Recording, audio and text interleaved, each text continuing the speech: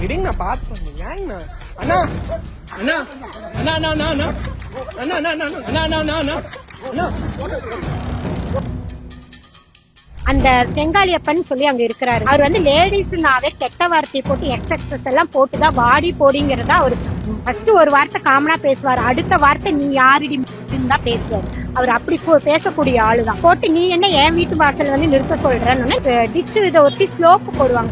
அது மேல கொஞ்சம் வீட்டுக்குள்ள எல்லாம் நான் ஏற்ற சொல்றீங்க. அந்த ஸ்லோப்பு மேல நம்ம காரை கொஞ்சம் ஏத்தினா அவர் ரிவர்ஸ் போயிருவாரு, நம்ம போயிடலான்னு சொல்லவும் நான் வந்து கேட்டேன். கார்பரேஷன் ஏரியா மேல வந்து நிறுத்துறது தப்பு இல்லைங்க, நிறுத்த போறது இல்லை, நிறுத்திட்டு எடுக்கத்தானே போறோம்னு என் வீட்டு வாசல் எல்லாம் நிறுத்தக்கூடாது பண்ணக்கூடாதுன்னு இது பண்ணுவோம்.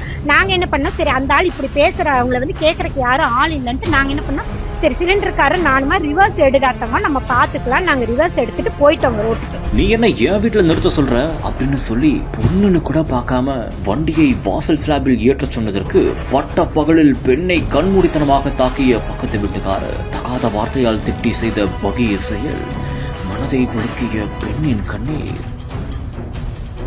கோவை மாவட்டம் உருமாண்டம்பாளையம் சாஸ்திரி நகர் பகுதியைச் சேர்ந்தவர்தான் ரம்யா.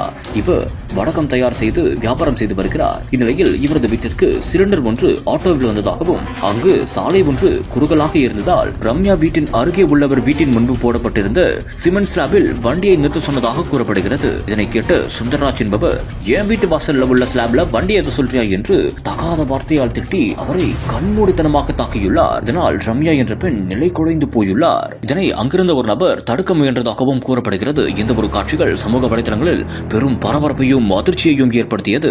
மேலும் ரம்யா கொடுத்த புகாரின் பேரில் துடியலூர் போலீசார் செங்காலியப்பன், அவரது மகன் ராஜேஷ் மற்றும் அவரது உறவினர் சுந்தரராஜன் ஆகியோரை தற்போது தீவிரமாக தேடி வருவதாகவும் கூறப்படுகிறது.